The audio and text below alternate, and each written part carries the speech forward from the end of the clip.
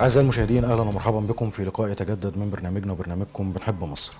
لقاؤنا اليوم مع رجل كان له دور رائد في تنفيذ عدد كبير من المشروعات القومية والخاصة، حيث نفذت شركة أيلاند التي يرأس مجلس إدارتها المهندس محمود سامي ناجي العديد من المشروعات القومية والخاصة على أرض مصر، والمساهمة في دور وتنفيذ العديد من المشروعات التي سوف نتعرف عليها اليوم في حلقتنا. اليوم لقاؤنا مع المهندس محمود سامي ناجي رئيس مجلس إدارة شركة أيلاند، وبرحب بحضرتك معايا يا فندم. اهلا وسهلا فندم. اهلا بحضرتك. في البداية لو خدنا نبذة وعرفنا المشاهد بالمهندس محمود ناجي. انا اصلا من اسكندريه، مهندس مدني، خريج هندسه اسكندريه، هندسه جامعه اسكندريه، قسم مدني سنه 1997، والشركه انشئت في شهر اكتوبر 2000. منذ إنشاء الشركة وحتى الآن خلينا نلقي الضوء على أهم المشروعات اللي نفذتها الشركة. طبعا اهم المشروعات من فتره من سنه 2014 لحد دلوقتي كانت بعض المشروعات القوميه. اهمها طبعا مستشفى النجيله المركزي، إنشاء مستشفى النجيلة المركزي بالكامل، إنشاء مستشفى سيدي براني. حاليا شغالين في مشروع إنشاء محطة قطر كهربائي، القطار الكهربائي بصمرلوط. إنشاء طبعا إحنا عملنا أعمال صناعية كتيرة، مصانع كتير، محطة كهرباء، محطة مية. اشتغلنا في محطات رفع زمان مع الإيفات أو الري. طبعا عملنا مشاريع خاصة في مناطق استثمارية أجنبية في برج العرب مثلا، يعني زي مصانع مثلا معينة في الأسمنت، مصانع معينة كانت بتنتج زيوت، سكر، مصانع تدوير المخلفات، مخلفات. بعض الصناعات برضو الحاجات انتاجات منتجات الحريق وحاجات كده. واشتغلنا برضو في بعض شركة إيجوس، القطاع العام اللي كان في فندق سيسل، فندق فلسطين، معهد الفندقي في إيجوس في اسكندرية. وشغالين دلوقتي برضه في كلية التربية جامعة المنصورة. ويعني مشاريع كتيرة يعني، وكانت متنوعة يعني. أعزائي المشاهدين، هنخرج لفاصل ونرجع لكم، استنونا.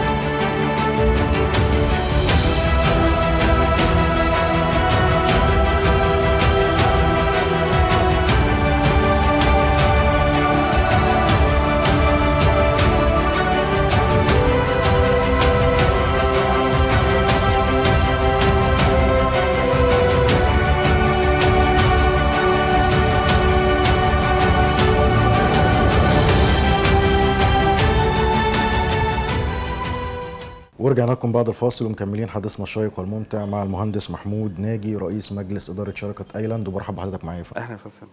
لو اتكلمنا عن العوائق اللي بتقابلكم في قطاع المقاولات وازاي بتقدروا انكم تتغلبوا عليها. هي تقريبا العوائق دلوقتي يعني في الفترة اللي احنا موجودين فيها دلوقتي، يعني هي بتبقى عوائق توريدات اكتر، بس اللي هي الحاجات الالكتروميكانيك اللي احنا يعني هي بتيجي طبعا كل حاجة، بس بتاخد وقت طويل اكتر من اكتر من زمان. طبعا بقى كان في مشاكل كورونا وقبلها وبعديها بقى طبعا مشكلة اللي حصلت بتاعت حرب روسيا واوكرانيا. كل ده عطل الامدادات اللي كانت بتيجي لمصر، ان احنا بنضطر ان احنا نستورد بعض الحاجات الالكتروميكانيك اللي بنستخدمها في مشروعاتنا. مهندس محمود، لو اتكلمنا عن الفلسفة والاستراتيجية اللي وضعتها في إدارة شركة أيلاند. طبعا هي كانت اهم حاجه ان احنا نطور العنصر البشري او بنسميها يعني التنميه البشريه للعاملين في الشركه كلهم، من مهندسين وموظفين ومحاسبين واداريين.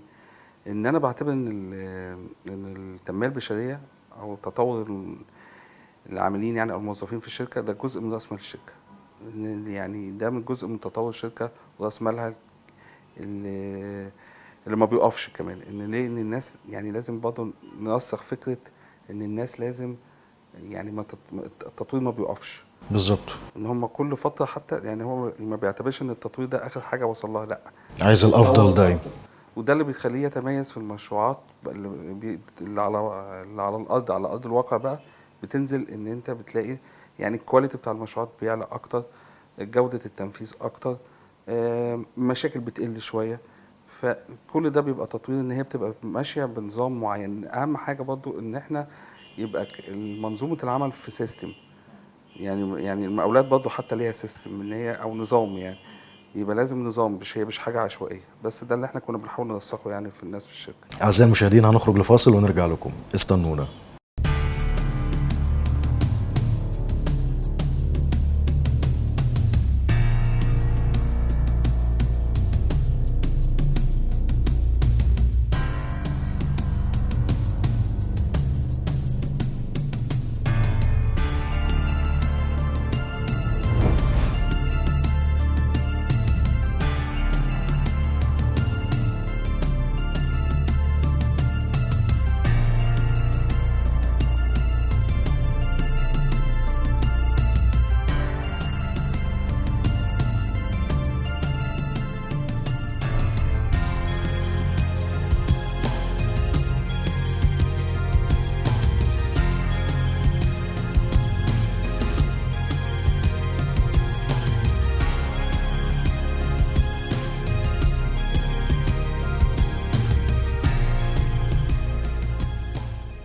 ورجعنا لكم بعد الفاصل ومكملين حديثنا الشيق والممتع مع المهندس محمود ناجي، رئيس مجلس إدارة شركة ايلاند، وبرحب بحضرتك معايا. احنا يا فندم. لو اتكلمنا عن دور التكنولوجيا وتطور التكنولوجي اللي بتشهده مصر في الفترة الأخيرة، ومشاركة شركة ايلاند في الاستعانة ببعض البرامج التكنولوجية للنهوض بمنظومة تنفيذ المشروعات. هو طبعا يعني التطور العلمي يعني في ال 23 سنة او حتى من ساعة ما اتخرجت، يعني البرامج اتغيرت كتير، اتطورت كتير، السرعة بقت اكتر، الدقة طبعا بقت ازيد. فاحنا يعني كل فترة لازم يعني نتطور مع البرامج دي. احنا طبعا جايبين برنامج، طبعا كان في برنامج زمان، دلوقتي بنطوره بنجيب برنامج تاني. كل فترة بينزل برامج معينة. البرنامج بيبقى شامل الدورة المستندية بتاعة الشركة كلها، وبيتعامل معاه مع الموظفين في الشركة كلها، من مهندسين برضه محاسبين وموظفين، ان كل حاجة تمشي اسرع وبتبقى بأداء احسن، ويقل العنصر البشري فيها او العنصر المادي يعني الورقة. يعني ما يبقاش فيه ورق، كله بيبقى ابروفد على الكمبيوتر، على شاشة الكمبيوتر. كله بيأسرع اكتر.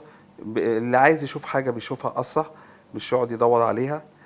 فاحنا كل شوية بنتطور طبعا مع حجم العمل. يعني بكل تطور يعني البرنامج مثلا اللي بيناسب حجم عمل معين، اللي ممكن ما يناسبش حجم عمل معين. على فانت مع حسب حجم تطور العجل. فحسب تطور حجم العمل لازم تطور البرامج اللي انت بتستخدمها في تدوير الشغل. طبعا هي حاجة مهمة جدا، ما كانتش موجودة زمان. طبعا ساعدتنا كتير، قللت الوقت كتير. وده برضه بيتقال يعني نوع من انواع الكوست، يعني ريدكشن للكوست، يعني ان انت بتشتغل أسرع. ببرامج يعني. في ظل المشروعات اللي بيتم تنفيذها في الوقت الحالي، حدثنا عن الطفرة اللي حدثت في قطاع المقاولات. هو طبعا يعني قطاع المقاولات هو يعني عايز اقول بالعربي كده، يعني انا مش شاطر قوي في اللغه العربيه، بس هو يعني ايه قاطره التنميه. هو القطاع اللي بياخد الجيفنز بتاعته او المعطيات بتاعته وبينفذها على الارض.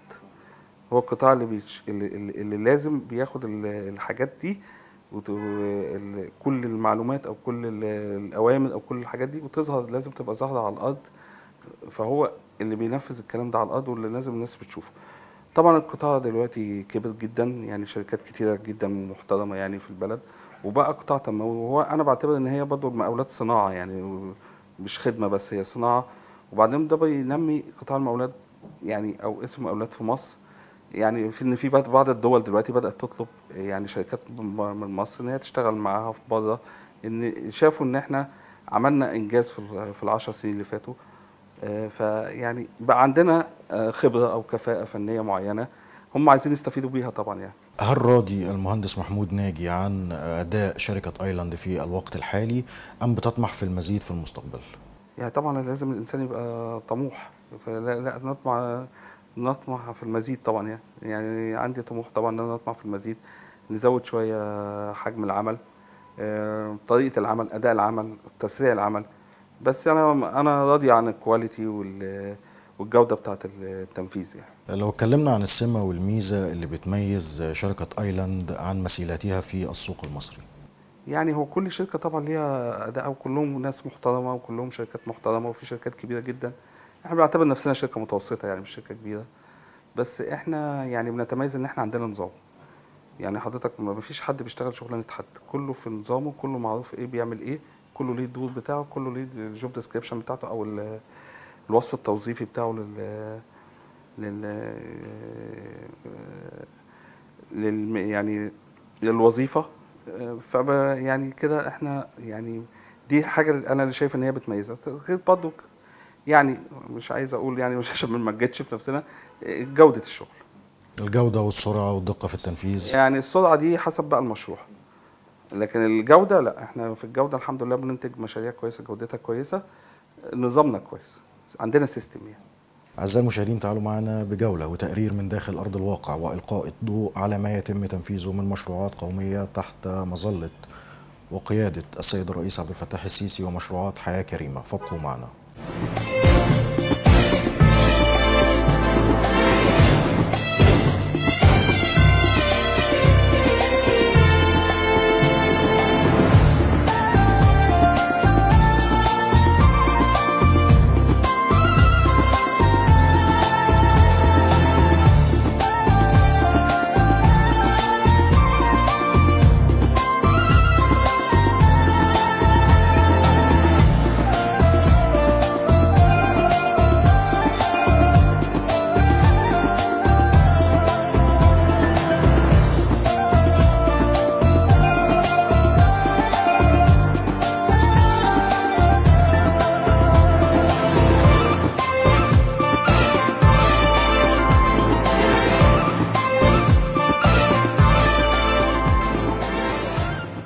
اهلا وسهلا. في البداية لو خدنا نبذة وعرفنا المشاهد بالمشروع اللي احنا واقفين فيه دلوقتي. تمام، مشروع مستشفى الساحل السليمي المركزي. المشروع ده بيخدم طبعا ساحل سليم وقرى ساحل سليم بالكامل. مساحة المشروع قد ايه؟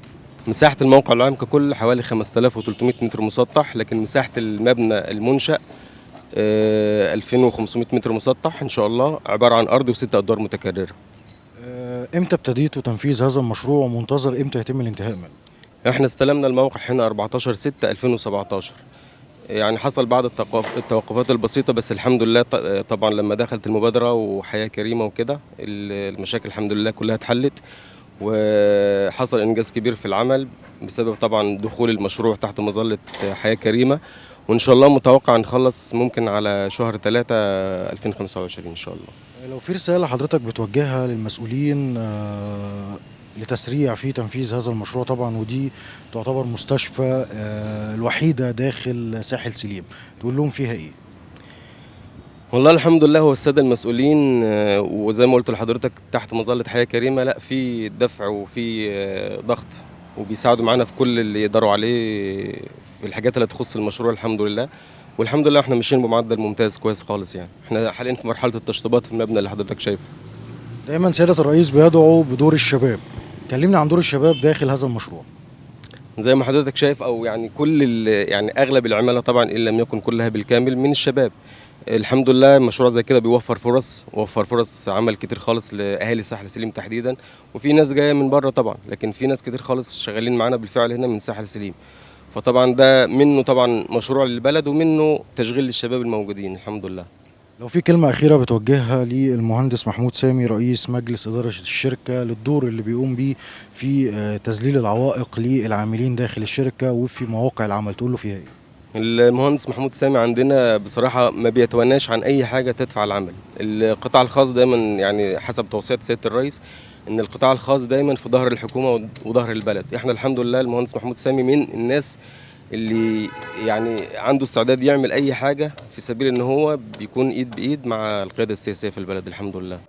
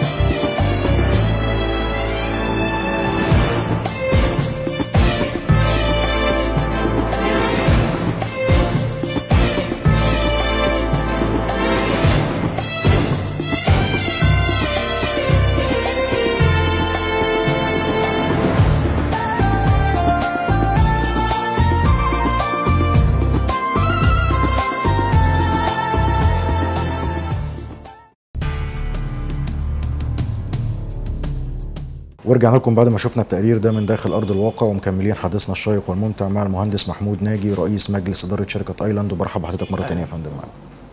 لو في رساله حضرتك بتوجهها للشباب اللي حابين يخشوا اي قطاع عمل، توجههم وتقول لهم فيها ايه؟